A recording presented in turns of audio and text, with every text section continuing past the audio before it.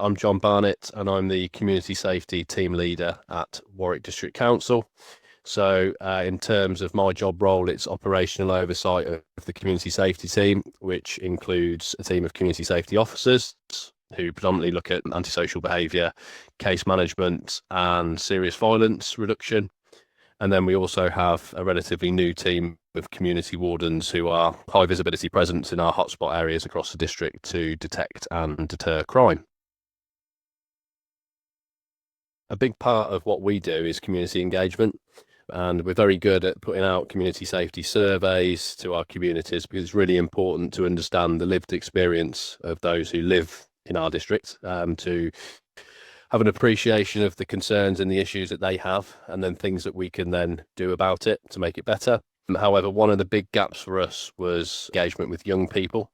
They're not going to engage with our traditional community safety surveys. So when we heard about the student voice, this was, we felt that this was going to be a real game changer for us in terms of how we can sort of really understand the lived experience of young people, both in school, but importantly for us as a local authority out in the community as well. It's going to have a massive impact and a positive one. We very much focus on serious violence reduction. A big part of that that's coming down the line from central government is something called prevention partnerships, which is where we have discussions with our partners, including Warwickshire Police, around problem areas and lived experiences of young people in the community in terms of their concerns. So to have information that's fed back through to us on what young people are experiencing in their schools and in the communities can be really powerful. This will then shape our service delivery. So we have a lot of external funding streams from the Home Office, where we look at diversionary activities and implementation of things such as CCTV or lighting. So the information that's captured within the student voice is going to be really important to help inform some of our service delivery. And of course, if we are delivering this, we can then go back to those young people and say, so, you've given this information and we've acted upon it.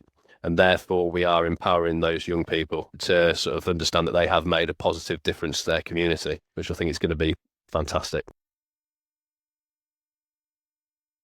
In school, it's going to help teachers and DSLs to really sort of focus in on their pinch points within their school. So it might be that there's a specific area of a playground or a toilet or a certain corridor within that school where young people are reporting that they don't feel safe.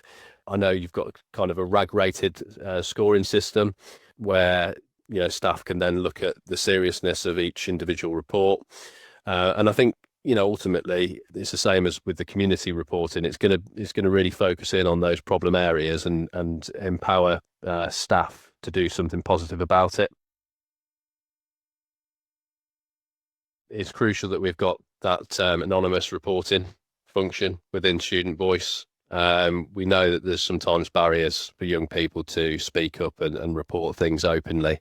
So I think this platform will certainly be the vehicle to drive this forward. And we've seen in other local authority areas that we've consulted with that are using this platform that it's worked really well, and students have built a real trust and confidence in using it. And I'm confident that we'll see the same replicated here in the Warwick District.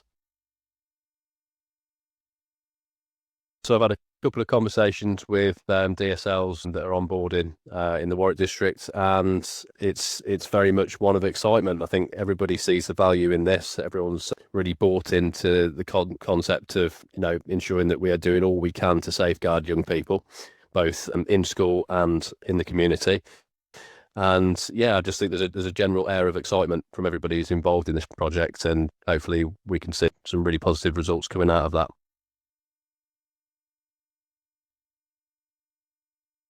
Information sharing in general is absolutely key, and I do feel sometimes agencies are reluctant to share information. There's not a confidence or an understanding of legal information sharing, but as long as we've got the justification to do so, then we should be doing all we can to make sure people are safe, and safeguarding is everybody's responsibility. I think that all agencies who are involved in this process should be confident in sharing information. and thinking of the bigger picture, which is ultimately people's safety.